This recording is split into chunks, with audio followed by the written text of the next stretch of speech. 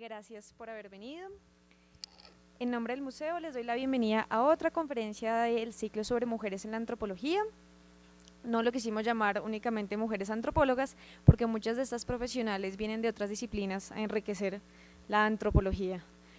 Este ciclo hace parte de la temporada temática Lo femenino se toma la palabra, que surge con ocasión de la exposición temporal Molas, capas de sabiduría.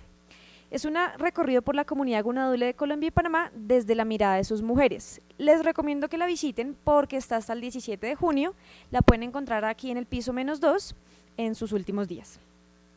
Con esta temporada, el museo busca visibilizar y revalorizar el papel de la mujer en la historia, cultura y construcción del patrimonio.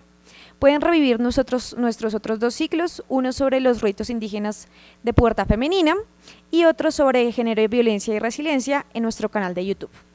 En esta conferencia, Jimena Pachón nos hablará sobre Caitlin Romoli, etnohistoriadora pionera en Colombia que contribuyó enormemente al desarrollo de la disciplina antropológica en la primera parte del siglo XX. Jimena es antropóloga en la Universidad Nacional de Colombia, DEA en Antropología Social, Etnología y Etnografía de la Escuela de Altos Estudios en Ciencias Sociales de París. Desde el 2003 es docente del Departamento de Antropología de la Universidad Nacional de Colombia, del cual ha sido directora y coordinadora de posgrados. Su trayectoria profesional y académica se ha relacionado con el estudio de la infancia en Colombia, las problemáticas de los pueblos indígenas en Colombia y la historia social de Bogotá. Además, parte de su trabajo se ha concentrado en la historia de la antropología en Colombia y América Latina, dentro del cual resalta su última investigación sobre esta etnohistoriadora. Los invito el próximo miércoles a la conferencia internacional de la antropóloga argentina Irina Podgorny, quien hablará sobre el tráfico de manuscritos iberoamericanos en la primera mitad del siglo XIX. Este mismo día lanzaremos el Boletín Museo del Oro número 56 y los invitamos a una copa de vino para conmemorar el inicio de este nuevo número. Muchas gracias.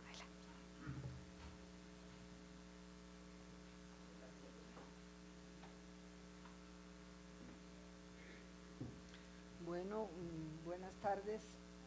Muy complacida de estar aquí con ustedes, agradecida con el banco, con el Museo del Oro, con los organizadores de este ciclo. ¿No está funcionando?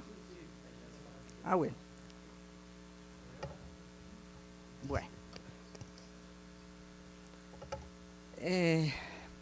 Bueno, vamos entonces a dedicar una sesión de este ciclo a hablar de una mujer muy importante, conocida por nosotros ya los viejos antropólogos y los viejos historiadores, pero creo que desconocida en general para las nuevas generaciones. La señora Caitlin Romoli.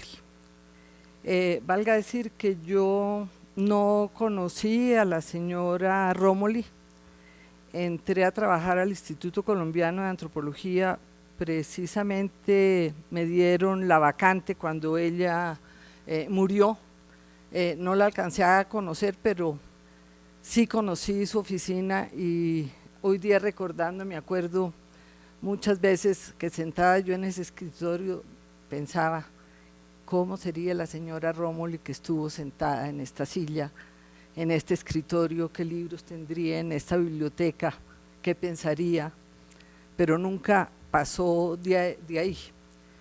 Años después, hasta muy recientemente, tuve la oportunidad de indagar sobre esta mujer cuya vida nos era totalmente desconocida, es decir, para nosotros la señora Romoli era una gringa que había escrito 4 o 5 trabajos de etnohistoria que eran muy importantes y que leíamos con mucho cuidado, que se había casado con un gringo, pero realmente no sabíamos mayor cosa.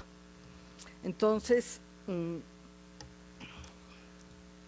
espérenme a ver porque…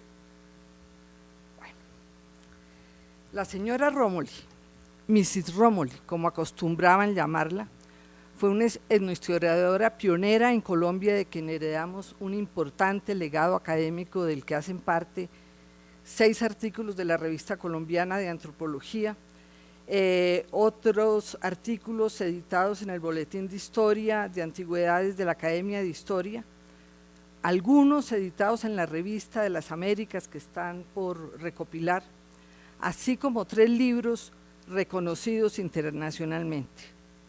El primero de ellos, Colombia, puerta de entrada a Suramérica.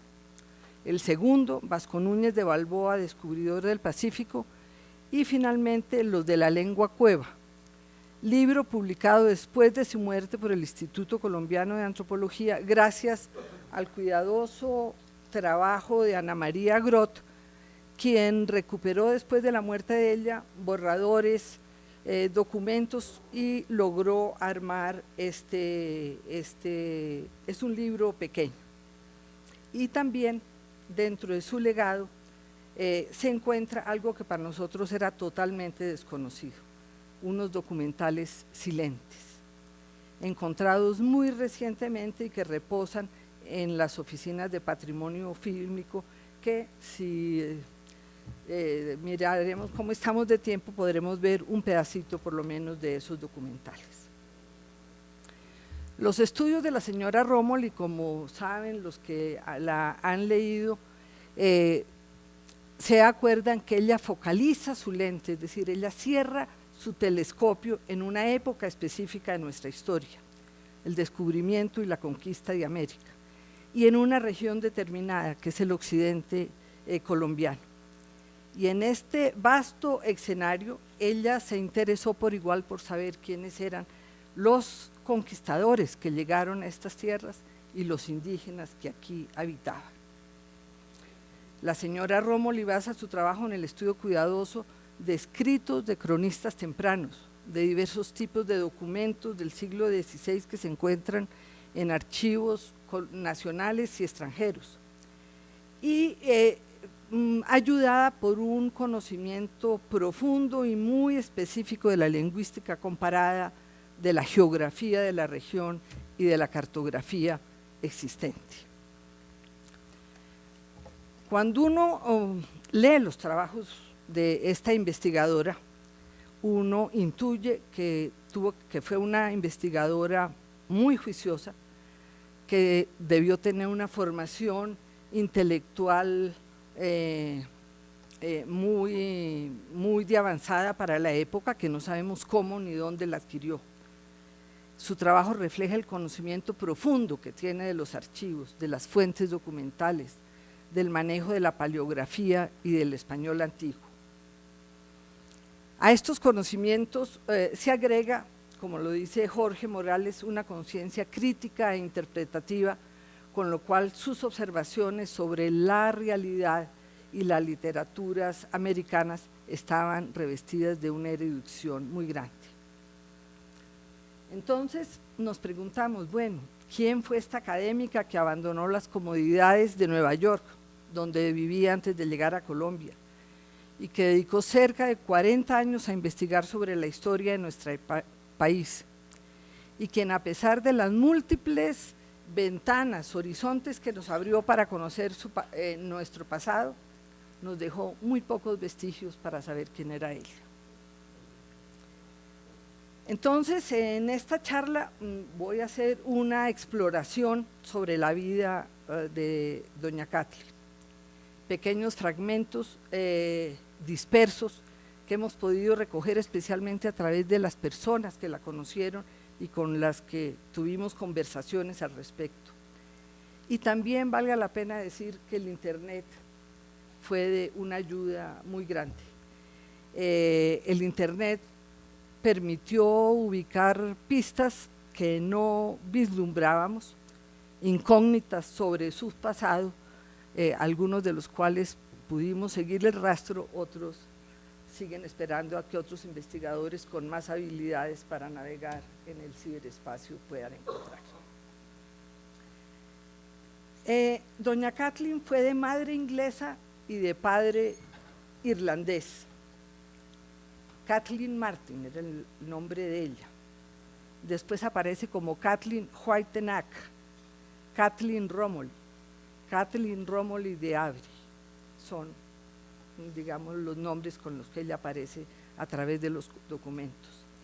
Ella nace a finales del siglo XIX en el estado de California, y quienes la conocieron la describen como una mujer de aspecto irlandés, muy blanca, alta, elegante, glamurosa, de ojos azules y cabello rojo brillante.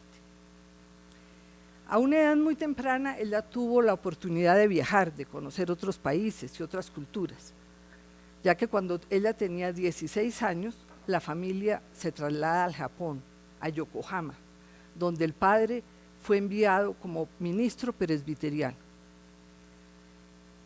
Muy joven, a los 18 años, Kathleen contrae matrimonio y la encontramos en la India con su esposo, Ralph Cajun Whitenack, quien fallece antes de haber cumplido los 40 años. Parece que fue una enfermedad eruptiva, según me contaron las personas que aquí la conocieron a él.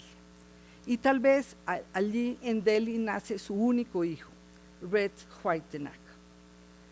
Sobre este primer marido se decía que era de origen inglés. Sin embargo, indagaciones iniciales muestran otra cosa. Los censos de los Estados Unidos señalan a Ralph Cajun Whitenack como nacido en Delaware, donde vivían sus padres. Posteriormente reside en Texas y luego aparece en anuarios escolares de un college en Rhode Island, posiblemente una academia militar. Esos son. No he podido leer lo chiquito que dice ahí. Necesito una lupa mejor para ver qué nos dice. Parece que estaba en una banda de guerra o en algo así por el estilo. El seguimiento realizado permite descubrir igualmente que Ralph Cajun Whitenack viaja como pasajero en el buque Nippon Maru, que sale de San Francisco rumbo a Hawái, y posteriormente lo encontramos en otro barco que se dirige precisamente a Yokohama, a donde habíamos dejado a la señora Kathleen con sus padres. Hasta ahí sabemos. Posiblemente ellos se conocieron, se casaron y de ahí se trasladaron a la India, donde iniciaron su nueva vida de casados. Este es el documento del barco donde aparece él. Podemos saber cuántas maletas llevaba, en qué camarote iba, etc. Sobre la vida de doña Kathleen en la India tampoco tenemos información. Las entrevistas realizadas tratando de encontrar su pasado coinciden en señalar que ella tuvo allí una vida social muy activa. Recibió clases de pintura y con un grupo de amigos realizaba salidas tendientes a observar la naturaleza y a pintar lo que les inspiraba. Germán Arciniegas escribió de ella que primero quiso ser artista y después de estudiar en Londres, no sabemos qué, ni cuándo, ni cómo, se dedicó en la India a trabajar como publicista. Sobre la vida holgada en la India, personas que la conocieron y que tuvieron la oportunidad de ver fotos que ella les mostró, como Ana María Groth, que es la persona que debería estar aquí contando todas estas cosas, comenta cuando le pregunté, bueno, y las fotos que la señora Rómulo le mostró de la India, me dice, no, vivía como una reina. Sabemos igualmente que en esa época, o posiblemente desde antes, se aficionó al montañismo, actividad que las personas que la conocieron recuerdan que ella mencionaba con frecuencia. Durante esta época en la India tuvo en mente el proyecto de abrir una guardería para niños, una maternidad en Baroda. Esto nos lo dice también Germán Arciniegas. Sin embargo, después de la inesperada muerte de su esposo en 1919, ella posiblemente recibe una herencia y se va a vivir a Italia, concretamente a Venecia. ¿Por qué a Italia? ¿Por qué a Venecia? ¿Por qué? Le rondan a uno preguntas en la cabeza. Y fue allí donde contrae su segundo matrimonio, con Guglielmo Romoli, un banquero italiano 4 años mayor que ella, que asume la crianza de su pequeño hijo. Durante esta época en Italia, debió continuar desarrollando su interés por el arte. Como no, si está en Venecia, no va a desarrollar el interés por el arte y la pintura, pero sobre todo se dedicó a explorar una nueva actividad por la cual se distinguiría a lo largo de su vida, la de escribir. En la Italia de la época era Benito Mussolini la figura central de la vida política del país. Había liderado un movimiento que buscaba capitalizar el sentimiento de insatisfacción que se apoderó de la sociedad italiana después de la Primera Guerra Mundial.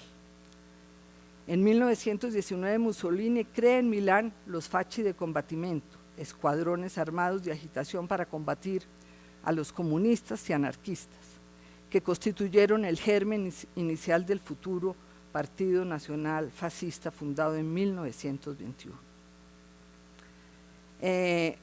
Un año después organiza la Marcha sobre Roma, después de la cual el rey Víctor Manuel III lo nombra primer ministro y lo encarga de formar un nuevo gobierno, sentando las bases de un Estado fascista, nacionalista, militarista y anticomunista.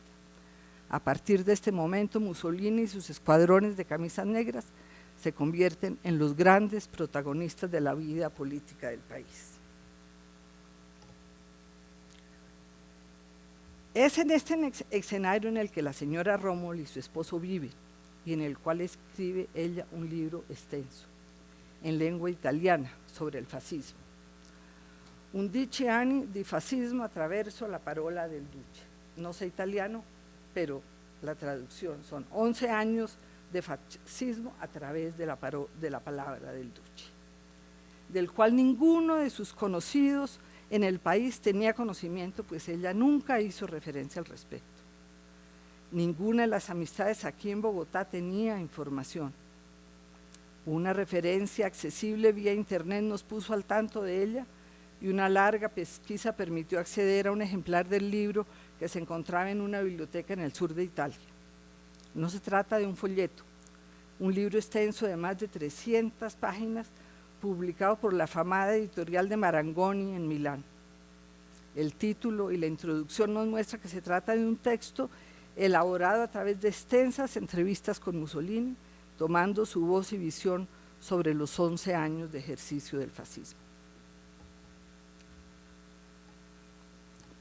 El texto se inicia con una fotografía de Mussolini, dedicada a la señora Kathleen Martin Romoli, divulgatora de la parola del fascismo.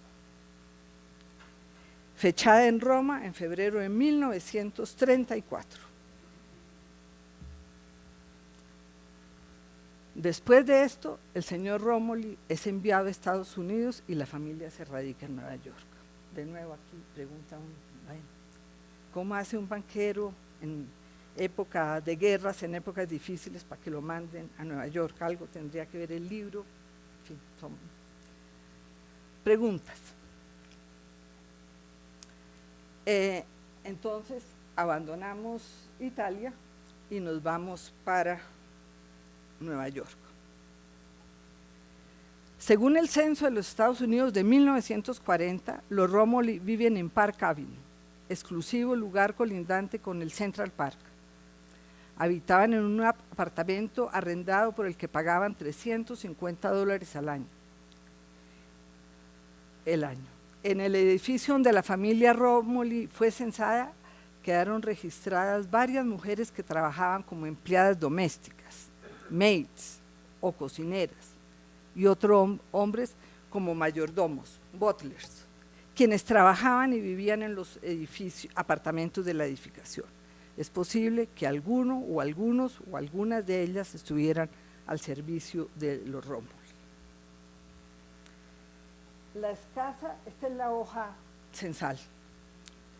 La escasa pero valiosa información censal encontrada permite además conocer algo más sobre doña Kathleen, que en el momento del censo afirma no estar buscando trabajo, pero declara tener una historia laboral, que su ocupación es la de escritora y además que trabaja independientemente como freelance.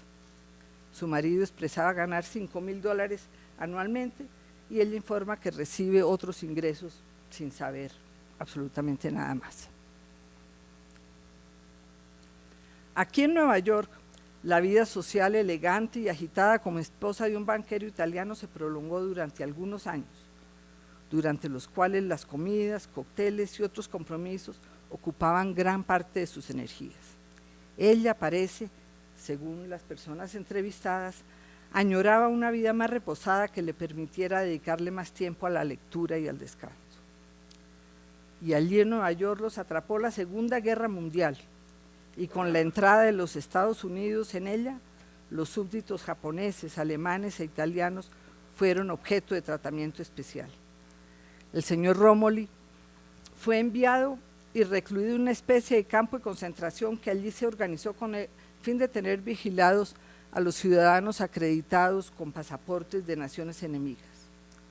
Y doña Kathleen contaba que ella lo visitaba y entre las amplias mangas de los abrigos que se usaban en la época escondía jamones, quesos y otros suplementos que ella introducía al campo y que le ayudaban a su esposo a sobrevivir la prisión y la magra dieta que allí le proporcionaban.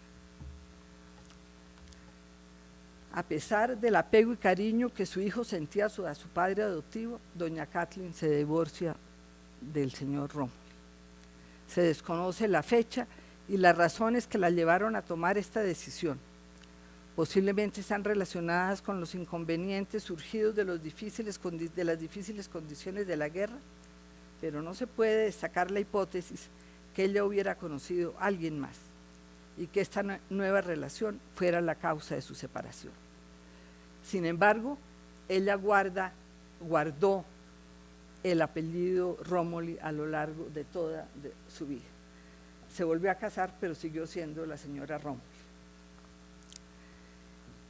Entonces, digamos que hasta ahí la vida en Nueva York.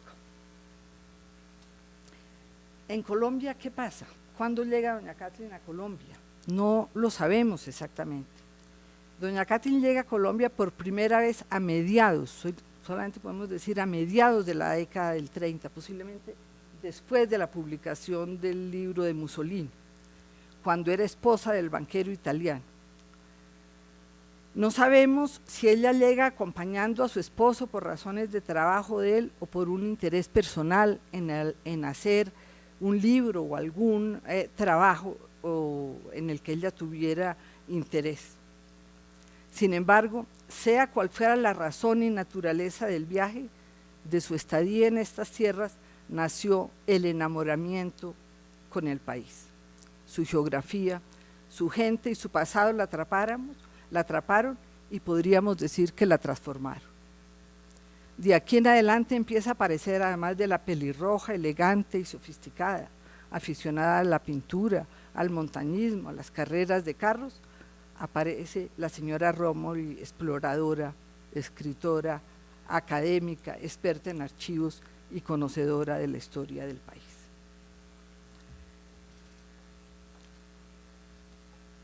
En 1941 publica su libro Colombia, Gateway to South America, texto que algunos identifican como un libro de turismo, es decir, un texto que se hacía con el propósito de promocionar el país en el extranjero.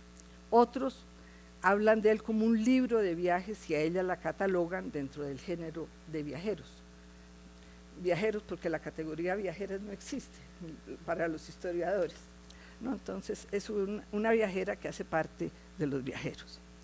Este texto, escrito en inglés, fue bien recibido por la crítica norteamericana, donde aparecieron en la época reseñas hablando de la importancia de escribir sobre Colombia, ese país del que tampoco sabemos, decían los que escribían las reseñas. Para la época de esta publicación, 1941, es probable que ella aún no se hubiera divorciado, pero lo que sí es factible es que para la época de la publicación su corazón ya estuviera puesto aquí en Colombia, no solo en su geografía, sino en alguien que habitaba aquí en estas tierras.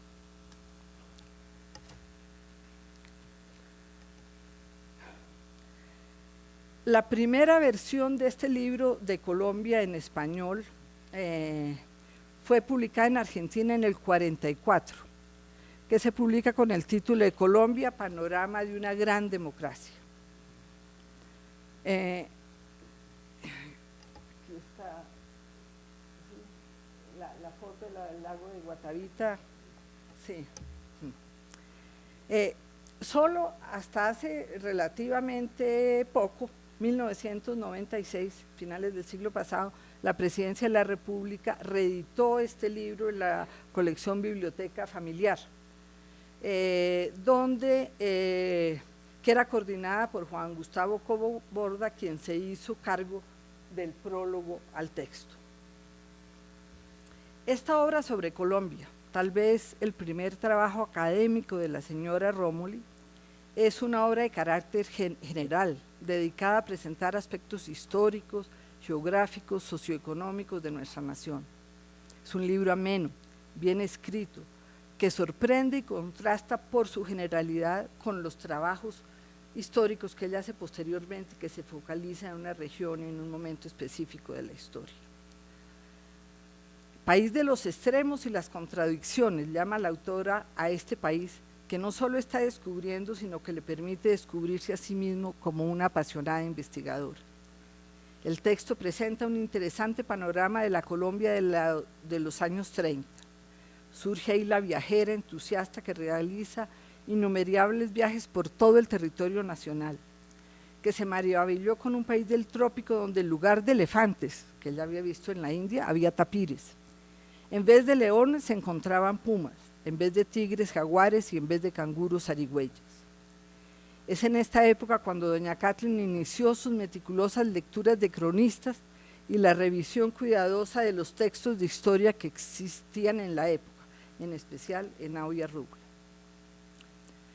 Como reconocimiento a la publicación del texto, el presidente Eduardo Santos, recordado por haberle abierto las puertas del país a los intelectuales y académicos extranjeros que huían de la situación en la Europa, le otorgó la Cruz de Boyacá en la categoría de oficial. Se rumora, simplemente se rumora, de eso quedan pocos huellas tangibles, que entre Eduardo Santos y ella existió algo más que una simple amistad. Un aspecto que es importante de este libro, los que no hayan leído este libro, les recomiendo, es realmente un libro muy interesante de leer, agradable, muy bien escrito, además por la visión que tiene ahí de lo que pasaba en Colombia en la época. Como observadora aguda, viajera y escritora, ella nos narra las impresiones de sus desplazamientos por las diversas regiones de Colombia. Una frustrada y anhelada visita a los Arhuacos en la Sierra Nevada, el viaje a la costa atlántica en hidroavión, siguiendo las aguas del río Magdalena y la espera interminable de una lancha en Puerto López. Entonces, fíjense ustedes, estos son los años 30, mediados de los años 30, nuestras pioneras antropólogas estaban todavía en pañales, de doña Virginia, de la que se habló hace 8 días, empiezan a salir y a recorrer el país en la década del 40, estos son 10 años antes que una mujer extranjera, rubia, sofisticada, elegante, recorre el país. Uno de los muchos aspectos que del texto llama la atención son las interesantes descripciones acerca de la índole de nuestras gentes.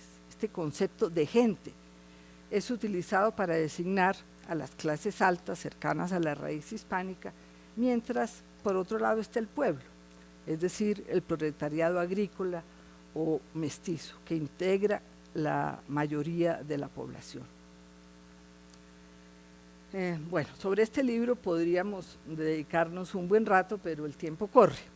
Pero simplemente recomendar la lectura y recordar que el encanto de este libro no está en las estadísticas que ella adjunta como para darle un ropaje sofisticado y académico y moderno, sino lo interesante de este texto es la visión de una viajera, de una gringa, viajada, ilustrada, sensible, que con ojos muy abiertos y sentidos alertas recorre el país a mediados, finales de los años 30 y nos deja sus impresiones sobre Colombia.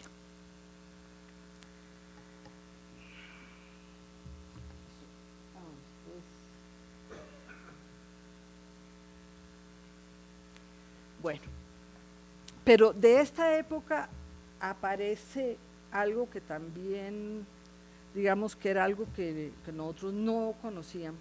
A esta época pertenece igualmente 3 cortos documentales sobre la costa pacífica en general.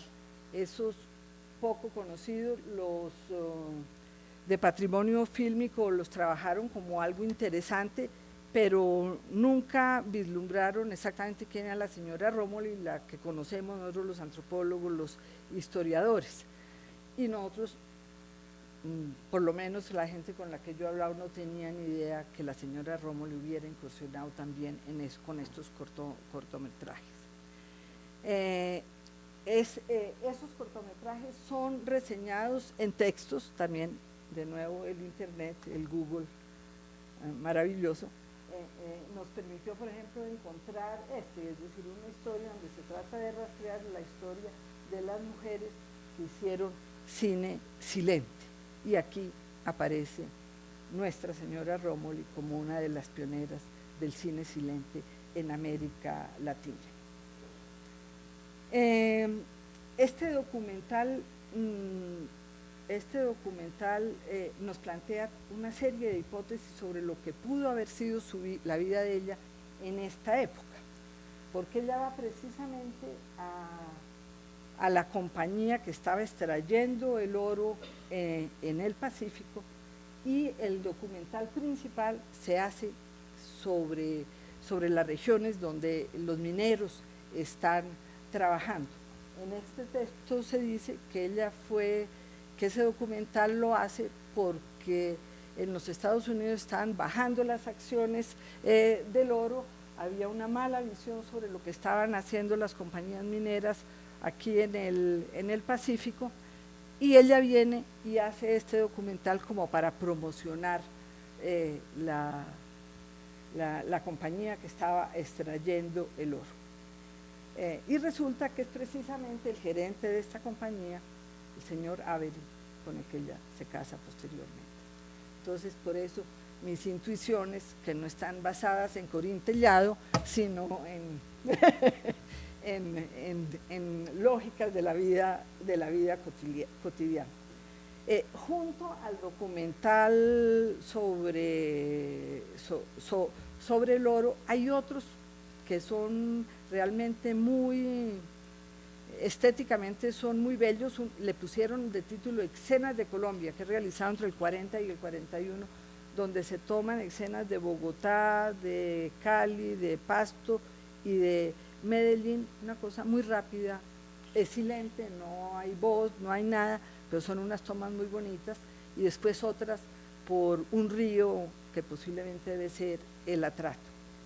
Esto no tiene autoría, sin embargo fueron encontradas en Trujillo, Valle, donde ella tenía su finca, donde vivía con el señor Avery. Entonces, si tenemos tiempo, podemos mirar un poquito de eso al final. Bueno, la llegada de doña Catherine a Colombia no es clara. Su vida inicial en el país se encuentra asociada al señor Avery, tercer esposo de esta irlandesa, pelirroja, elegante, escritora, que cuando llega a quedarse en Colombia debe tener unos 40 o 42, 43 años. Y aquí se radica a comienzo de la década del 40, después de su divorcio en Nueva York y de haber publicado su libro sobre Colombia. En la década de los años 40, esto es del documental de ella. Sí. En la década de los años 40, picada por el mosquito de la indagación histórica, escribe un proyecto de investigación que presentó a la Fundación Guggenheim. Esta es lo que aparece en internet, que nos muestra que para 1943 ella aparece como beneficiaria, con la misión de escribir la historia del Darién, la primera colonia en el continente americano, y el descubrimiento, conquista y colonización temprana del Istmo de Panamá. Contaba tan solo con 12 meses para la realización del trabajo. El resultado de esta investigación, que sería posible de pronto encontrarlo, debe estar en los archivos de la Guggenheim. Entonces esto es 1943. En esta época la encontramos entonces, ya no está viviendo en el Japón, ni en la India, ni en Venecia, ni en el Central Park, sino está metida en una finca llamada La Esmeralda, ubicada en el municipio de Trujillo, que los que conocen algo de la historia del país, conocen las características de esta región, en la cordillera occidental colindante con el Chocó. Fue esta una propiedad adquirida con un ingeniero norteamericano, el señor Avery, funcionario de la Chocó Pacific, con quien más tarde ella contraría su tercer matrimonio y a quien posiblemente había conocido años atrás cuando realizó el documental y cuando escribió el libro sobre Colombia. En estos años, mientras el señor Avery se apasionó por el oro y el platino del Chocó, ella continuó deslumbrándose con la geografía, la gente, sus costumbres y sobre todo la historia de la región, tan inexpugnable y difícil de explorar como las mismas tierras selváticas donde su marido trabajaba. Fue en esta época también cuando cuidadosa y apasionadamente la señora Avery continuó explorando los archivos de Sevilla, Bogotá, Quito, Popayán y muchos otros, que celosamente ocultaban documentos donde se encontraba la historia de la región. Darío Fajardo, y aquí vienen anécdotas un poco personales. Darío Fajardo, antropólogo, compañero mío, primera generación de antropólogos de la Universidad Nacional. A finales de la década del 60, estando nosotros de estudiantes, realizó una práctica de campo en una excavación que deleitaba al profesor Julio César Cubillos. Valga decir que era director del departamento el profesor Duque, y Duque se llevó a los dos hombres a que hicieran arqueología y a las dos mujeres nos dejó sacando fichas en una biblioteca. Bueno, pero de todas maneras Darío nos ilustra cómo es la finca de doña Katia. Entonces la excavación la hacía Julio César Cubillos en la finca La Esmeralda. Y él cuenta cómo, junto con Jaime Caicedo, estudiante de antropología también de nosotros, e Inés San Miguel de la Universidad de los Andes, se alojaron en la casa de La Esmeralda, que doña Kathleen había prestado para hacer la excavación. Darío me decía, es una casa típica, como las casas de la zona de colonización, grande, con varias habitaciones y un largo corredor, sencilla, bonita, muy bien conservada y con una biblioteca interesante. Darío la describe como una biblioteca de vacaciones con muchas novelitas en inglés. Inés, por su parte, la diferencia de lo que ven los hombres y ven las mujeres, recuerda los pequeños libros de la colección de Penguin Books y cómo el cuarto principal y la casa en general se encontraba llena de recuerdos de su marido, cepillos de dientes, cepillos del pelo, cuchillas de afeitar, lápices. Inés, como única mujer de la excavación, se alojó en el cuarto principal, pero le advirtieron que se podía quedar ahí, pero que no podía tocar absolutamente nada. Era una hacienda grande, grande, muy grande, no se podía recorrer en un día. Tenía cultivos, ganado y a nosotros nos daban leche recién ordeñada. Bueno, ahí hay. Entonces, lo de esta finca es muy importante porque es precisamente ahí en Trujillo, donde unas personas que se me olvida ahorita el nombre, que están recogiendo patrimonio fílmico, visual, etcétera, pasan por Trujillo y les entregan unos rollos, y esos rollos son los que se adjudican a la señora Rómulo. Sí. Entonces, durante la década de los años 40 y por cerca de 10 años, la señora Rómulo recorrió la región del Pacífico, está ahí en el corazón, en esta finca.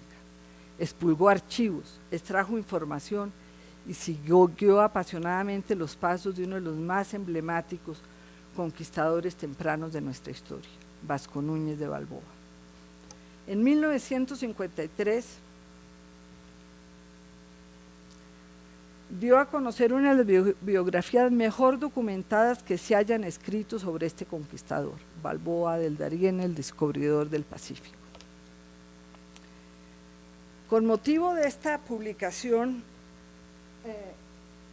De nuevo Germán Arciniegas la entrevista y publica una pequeña nota en El Tiempo que la titula La mujer que ha descubierto a Balboa. Y él dice, se acaba de publicar en Nueva York, escrito por una mujer que nació en California, de padre irlandés, de madre inglesa, que pasó parte de su juventud en el Japón y que ha vivido en la India, en Londres, en Italia y en Park Avenue, en Nueva York, y en una hacienda virgen del Cauca, Colombia, el mejor libro sobre Vasco Núñez de Balboa. Bueno, me sigue. Poco después de que ella publicara el libro sobre Colombia, del cual dice, texto realizado como ningún otro extranjero lo había hecho, pues para escribirlo pasó 3 años en el país. En esa época Arciniegas le había preguntado, ¿qué hace usted ahora? Y ella le contestó, leo los cronistas, a Fernández de Oviedo, a Fray Bartolomé de los Casas. Y leyendo a los cronistas, doña Kathleen se topó con múltiples incongruencias, pero sobre todo halló la emblemática figura de Balboa que la tentó, la trajo y le quitó el sueño. Concluye Arciniegas que al conocer en esa época los planes de doña Kathleen no pudo más que sonreír, porque ella le dice que se va a ir a vivir a una finca en la mitad del Chocó. Sin embargo, años después, cuando la vuelve a ver y la entrevista sobre el libro de Balboa, supo que efectivamente había comprado una hacienda por las montañas del Valle del Cauca. Se habían montado, había seguido los pasos de Balboa y había escrito una biografía monumental. Bueno, sobre este trabajo se encuentran múltiples reseñas que la señalan como una de las mejores biografías que se han escrito sobre conquistadores en América Latina. Uno de esos dice, la prosa de Kathleen Romilly, dúctil y comunicativa, se mantiene sin declives a lo largo y a lo hondo del relato, exacto, por decirlo así, a la psicología de turno. Es decir, bueno, son muy, muy elogiosos. Poco tiempo después de conocido este texto en Colombia, doña Kathleen fue recibida en la Academia Colombiana de Historia, donde ocupó la silla como miembro correspondiente y luego como numeraria. Fue la segunda mujer en hacer parte de ella, pues anteriormente solo doña Soledad Acosta de Samper había logrado penetrar este selecto grupo de intelectuales masculinos. Bueno, pero Balboa no solo le abrió las puertas de la Academia de Historia a doña Kathleen, sino en 1961 le hizo igualmente al Instituto Colombiano de Antropología, siendo director de la institución el doctor Casas Manrique y subdirector el doctor Márquez. Contaba ya ella con 64 años y fue una de las primeras mujeres en hacer parte del cuerpo de investigadores. Allí trabajó incansablemente por un lapso de 18 años hasta su muerte en 1978. Bueno, tengo una serie de anécdotas sobre el trabajo de ella, etcétera, pero no tenemos tiempo. Vamos a ver aquí qué. Bueno, creo que esto es importante. Con los que están del instituto, que conocen la historia del instituto, entienden esto.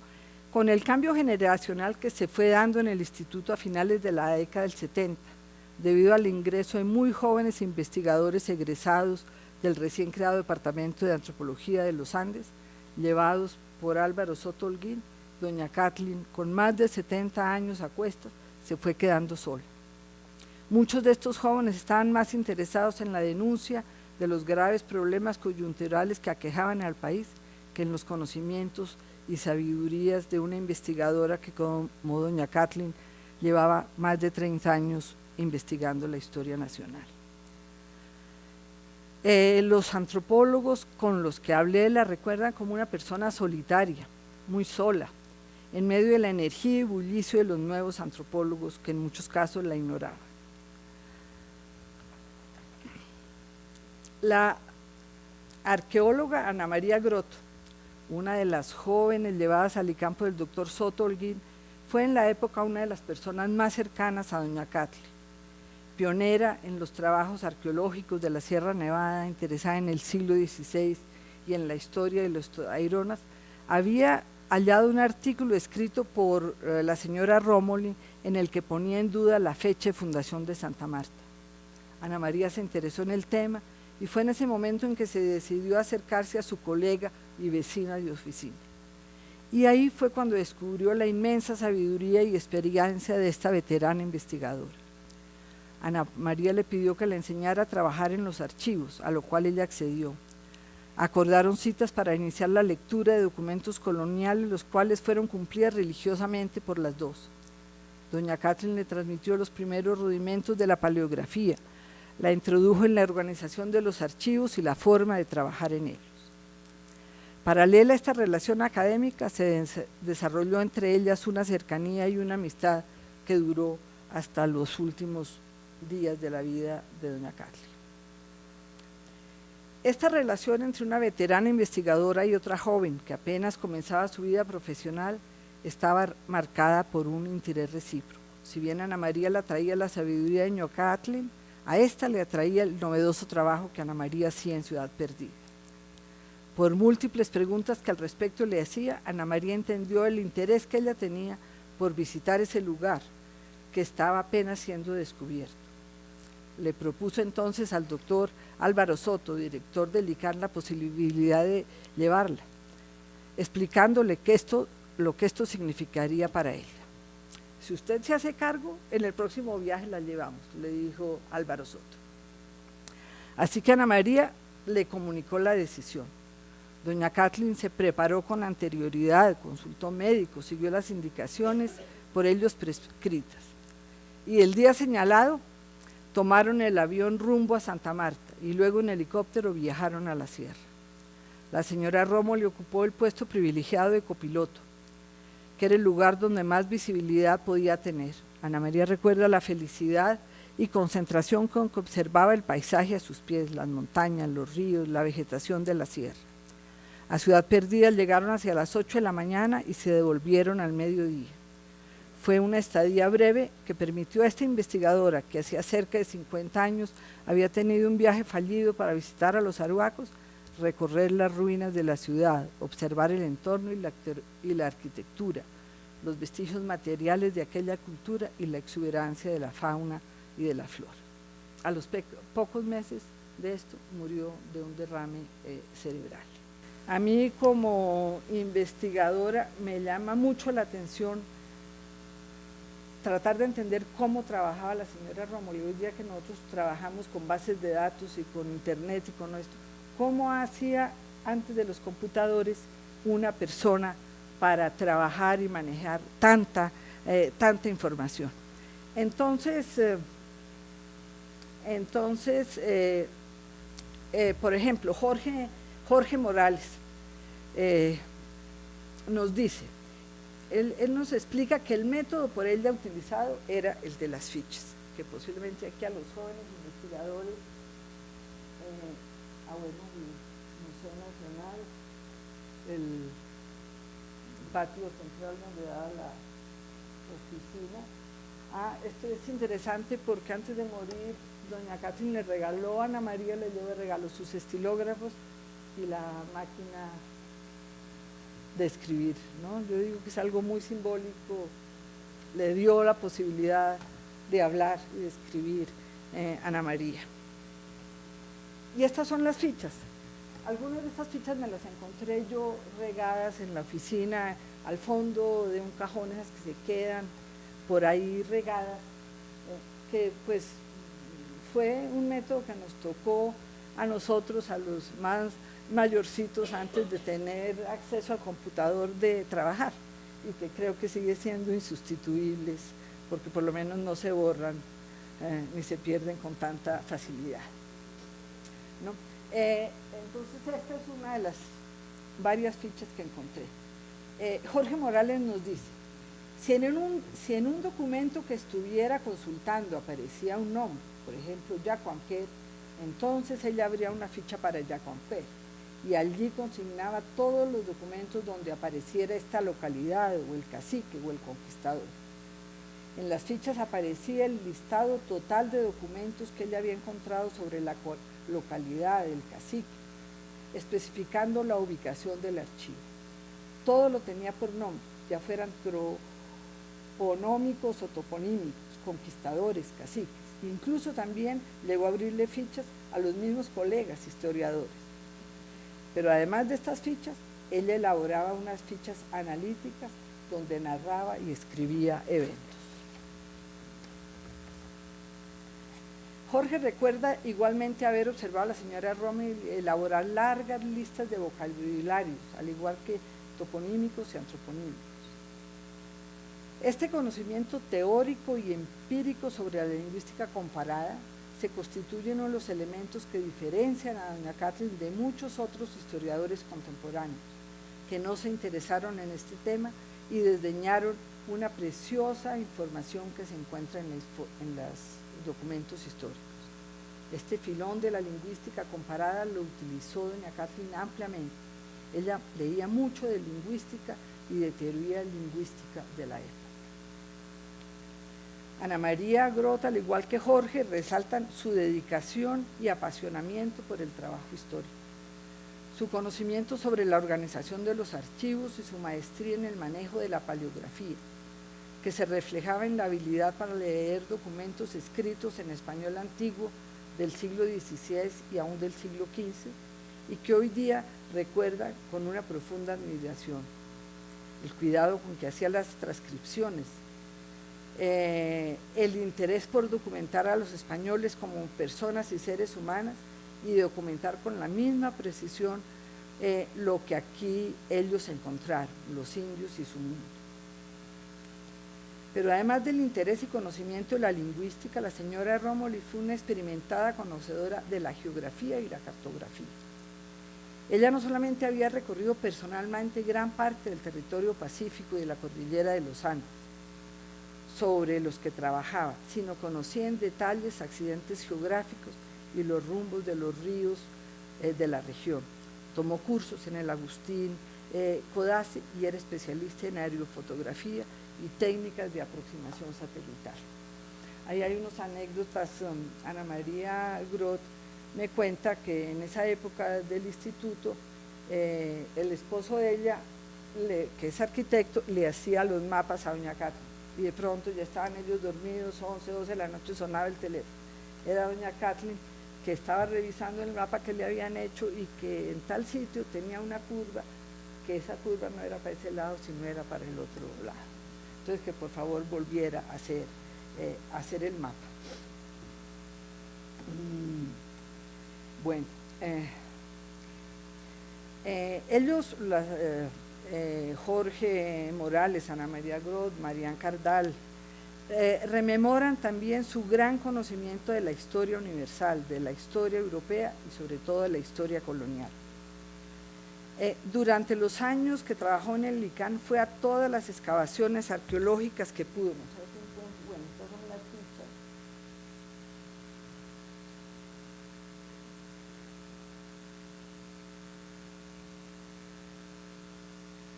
Y aquí, estas son algunas de las fotos que pude recuperar. Hay que tratar con los amigos de recuperar otras. En alguna excavación, no sé si fue el profesor Correal el que me dio esta, que ella iba a todas las excavaciones arqueológicas, es decir, ella nunca fue arqueóloga, pero se interesó profundamente por saber qué estaba pasando ahí. Estuvo en Aguazuque, en el Abra, en el Tecandama, en las excavaciones de Julio César Cubillos, en el Cauca y en el Valle, en todas las que pudo. Tomaba notas cuidadosas y también fotos con su cámara Leica y otras que tenía. Con Marián Cardal y Gonzalo Correal hacía salidas a ver pintura rupestre. Gonzalo recuerda las varias excursiones a los alrededores de la sabana de Bogotá, a las piedras de Boyacá, a la plazuela de Cubi. Aunque doña Kathleen nunca hizo investigación arqueológica, personalmente estuvo presente en todas las que pudo. Vamos a ver si hay más fotos. Y ahí están Gonzalo Correal, Jorge Morales, Marián Cardal. Bueno, no sé quién es más, ustedes.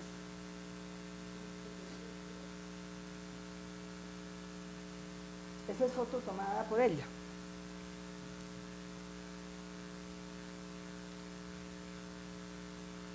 Ahí está ella tomando una foto y María Cardal parece que había tenido un accidente y se había quebrado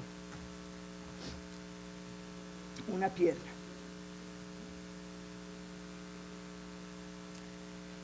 Les pregunté también qué imágenes tenían de la señora Rómulo y cómo la recordaban.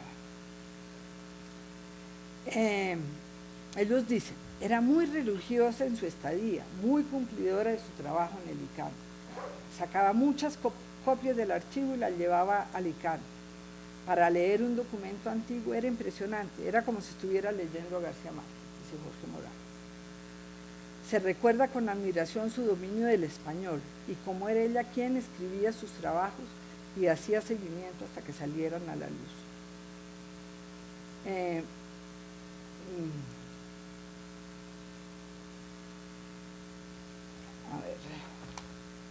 La recuerdan como una mujer elegante, muy bien vestida, gabardinas y sastres muy finos, que llegaba y salía de su trabajo de manera puntual.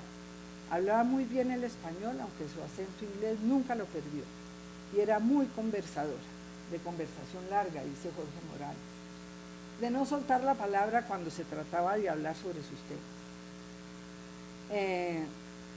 Jorge recuerda cómo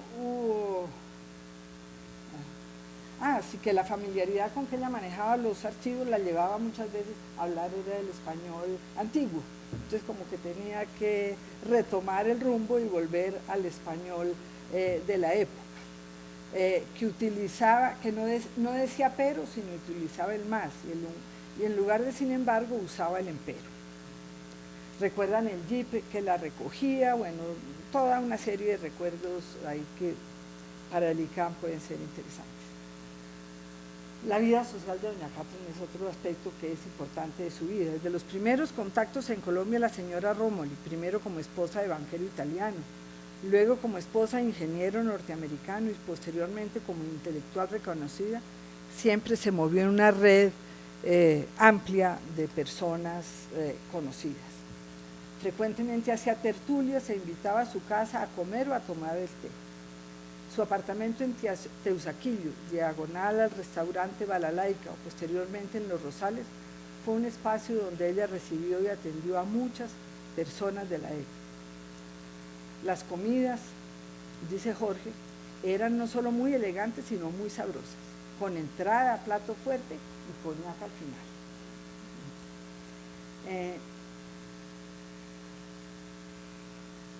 Así, bueno, la conversación que eran interminables, ¿no? Entonces dice, claro, si se le preguntaba a ella sobre sus investigaciones, ahí se casaba con el tema. El recurso era entonces no preguntar, dice Jorge, con amor, con humor y afecto. Además de los temas de historia y antropología que la apasionaban, ella había leído a los principales escritores colombianos, conocía muy bien la vorágine, sentía veneración por José Eustacio Rivera, al igual que Jorge Isaacs.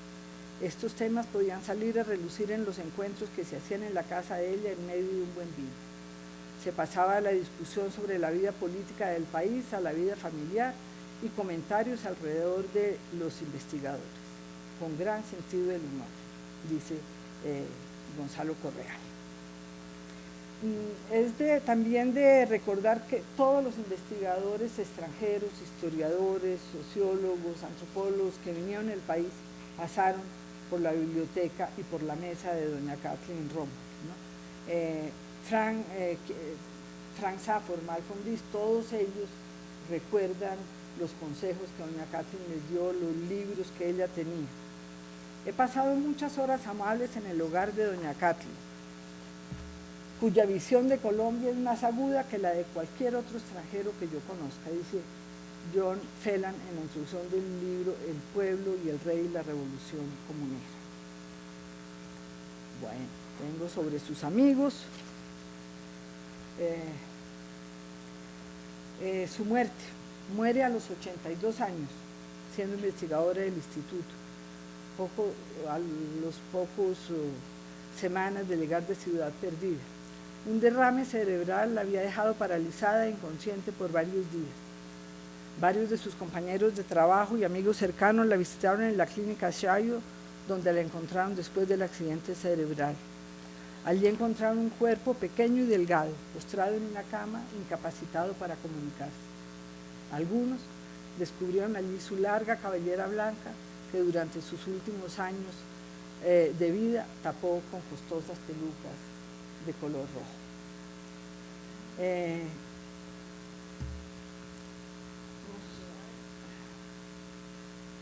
Esto es lo que sale cuando ella muere. Y bueno, yo me puse en la tarea de buscar dónde estaba enterrada doña Catherine.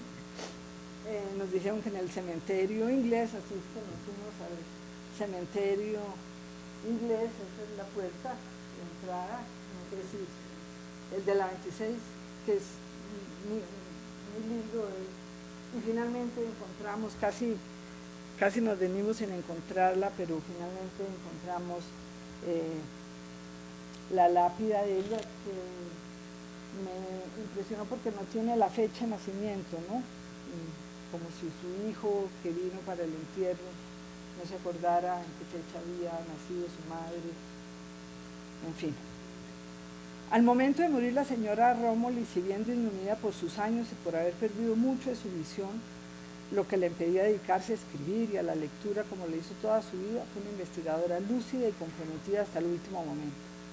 Tenía la intención de producir otras biografías, entre ellas la de Sebastián de Belalcázar, personaje sobre el que había recopilado información importante y sobre el cual alcanzó a escribir pequeños artículos. Cuando murió, estaba escribiendo un volumen de la historia extensa de Colombia. Según me dijeron, ¿qué pasó con eso? No sabemos.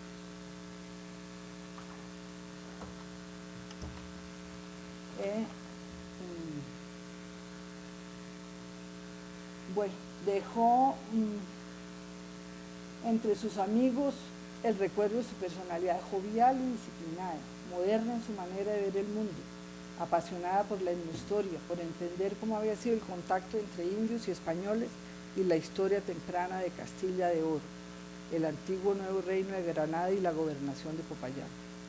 Sobre su vida anterior a la llegada de Colombia, pocas, frágiles y movedizas huellas nos dejó. Entonces, hasta ahí llegamos por hoy con la vida de la señora Rómoli. Esperamos que esto nos permita una conversación con muchas personas que la conocieron, ¿no es cierto? Y que nos den otras pistas para seguir investigando sobre este personaje, que indudablemente es un personaje pues apasionante, inesperado.